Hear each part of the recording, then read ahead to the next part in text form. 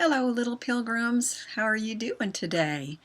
We are going to start working on our week 29 work, and we're going to continue to be working on our Texas book.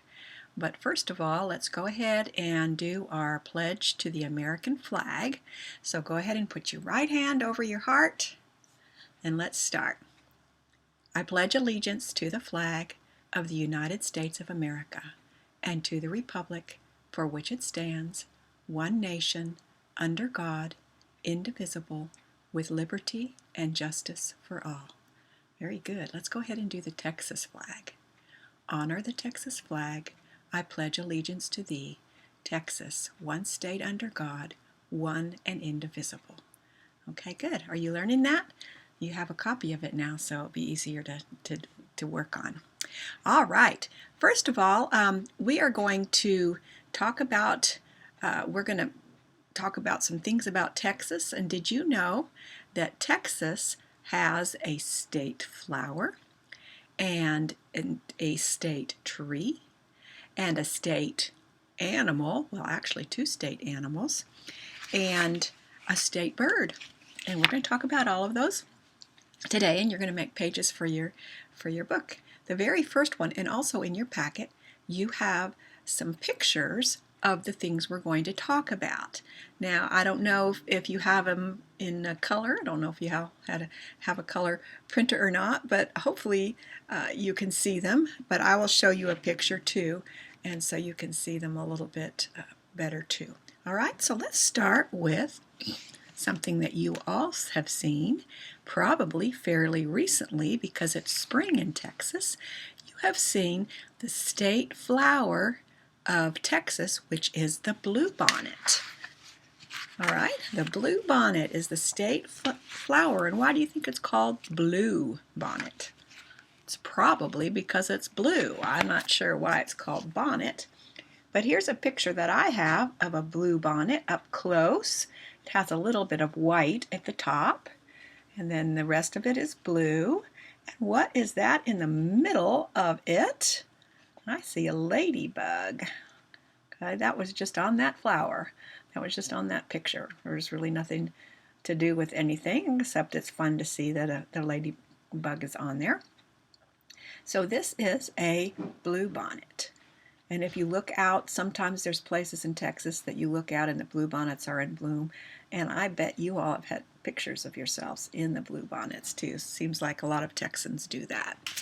So you're going to make a picture that looks like this. I mean, you already have a picture that looks like this, but what you're going to do is decorate it. If you want to draw the ladybug on there, you can.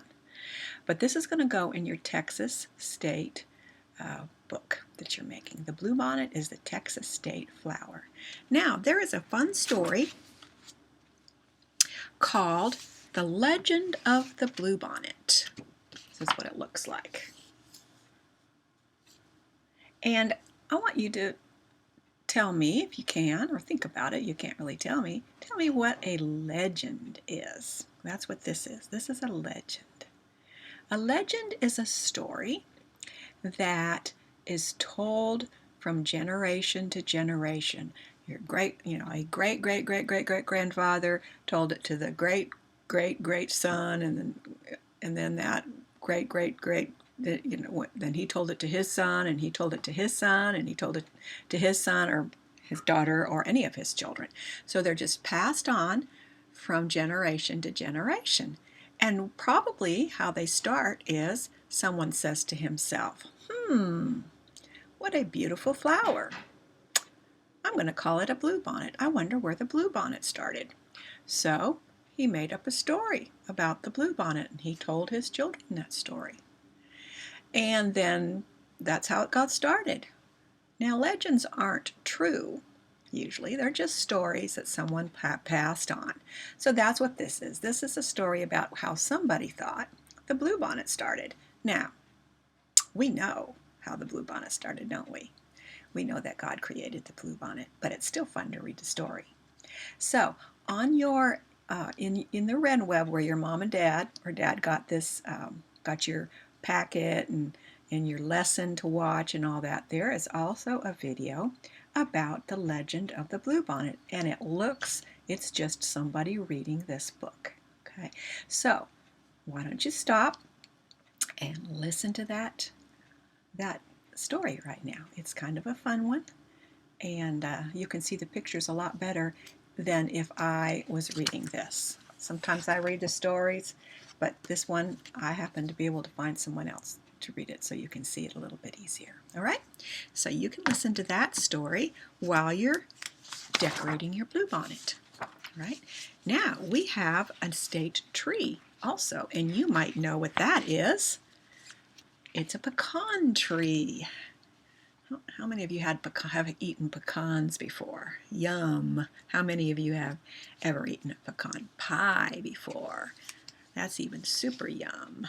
And that's one of my favorite kinds of pies. And it's made out of pecans, which is kind of a nut. And in fact, we have a pecan tree growing right outside our back door, and it makes beautiful, beautiful shade in the summer, so we can go out there and sit and be a little bit cooler. And the other thing that I like about my pecan tree, as a pecan somehow or other knows when winter is over. And a pecan somehow or other knows that there's not going to be any more frost or any more freezing, so they go ahead and bloom. So when I look up and I see those leaves budding out of my pecan trees, I know, spring is here. And there's not going to be any more deep freezes. Now, how does this pecan tree know that? Well, I don't know. That's just the way God made them. Isn't that amazing? Well, I have this picture, and so do you, of a pecan. You can see them down here, and they're green.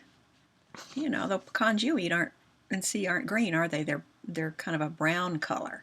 Well, they start out with this big, heavy coating on them that's green.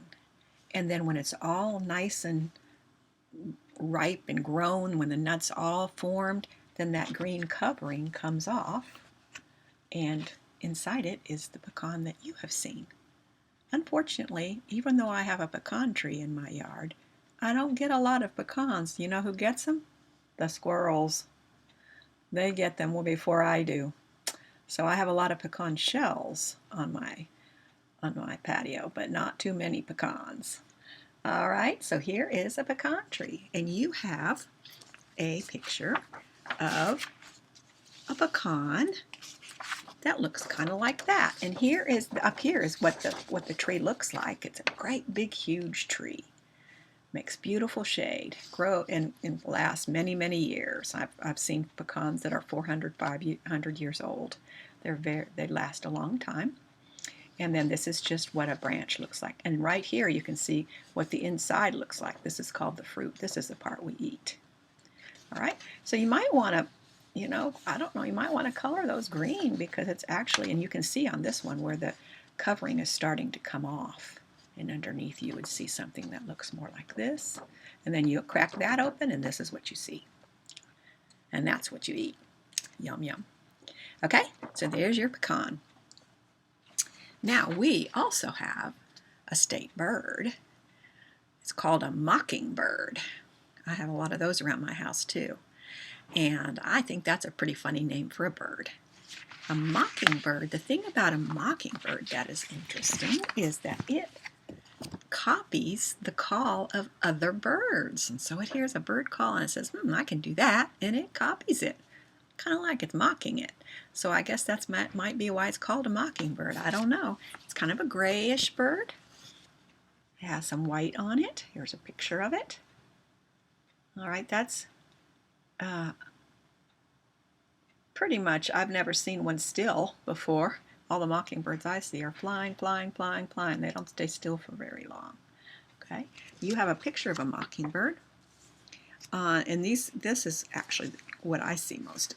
When I'm seeing mockingbirds, this is what they're doing. They're kind of making noise. They're pretty noisy birds. You can hear them a long ways away. Okay, so this is a mockingbird. You can go ahead and decorate your mockingbird page. Now be sure to keep all these pages. All these pages that have big numbers on the bottom, They're important because at the end you're going to make a book from them. Okay, so keep them all. All right. Then we have the Texas state large mammal, and I'm going to read a story a little bit later, not today, about the Texas state large animal and the Texas state small. It's the mammal. It's a mammal, not animal. But today we're just going to talk about the Texas state large mammal. It's the longhorn, and some of you have seen longhorns. There used to be a lot more than there are now, and they were good for cattle. They were good for ranches because they were able to, they didn't take a lot of care. They were able to fend for themselves pretty easily, and the hot Texas sun didn't seem to bother them. They were able to thrive anyway. So they were very good cattle for the early days of the ranches, and we still see them. And they have huge, huge, huge longhorns. I mean, some of them are like 6 feet wide. They're huge. I don't know how they can possibly hold their heads up because they're probably pretty heavy. Well, then down here you will see these are brands, and each ranch had a whole herd of longhorns. There's lots of ranches and lots of longhorns, so they had to figure out which longhorns belonged to which ranches. So the way they did it was they used brands, and what they did was they named their ranch, and then they made a brand out of iron that looked that kind of told the name of the ranch. It was all different. You can see this one looks like a W, so I don't know what the name of that ranch was. These are all look like they're just letters. Some of them aren't. Some of them are other kinds of symbols. And what they are, and they're iron, and they stick them in the fire, get them hot, hot, hot, hot, hot, and then they put them right on the longhorn, right here. It doesn't hurt them because the longhorn has such a thick skin, such a thick hide, that it just kind of burns the hair off and makes a little mark underneath, and it doesn't hurt them at all. And so as soon as they get branded, they jump up and they run away, and it's no biggie. But then everybody who sees that longhorn knows who that longhorn belongs to. So on this one, what I would like you to do is think to yourself, now if I had a ranch, what would I call it? Think of a name for your ranch, and then think of a brand that would tell about the name of that ranch, so that if you had a longhorn and you put that brand on that longhorn, everybody would know that that's your longhorn. And they usually put the brands right about here, kind of on the right next to the backbone at the very back of his back. Okay, that's where they usually put the brands. And they usually put them on there when they're calves, when they're small. It would be pretty hard to do a big one because the big ones are so big they wouldn't be able to hold them still enough to do the brand. So anyway, but they still do it. They have ways, but it's mostly the young calves that they do. All right. So here we go. Here's your longhorn. This is page number 10. We only have a couple more. We're going to do another day. But today you are going to make a longhorn puppet. Now, I don't know if you have at home lunch bags. So it might be a little hard to make this if you don't. But you can make it maybe with something else. You're going to make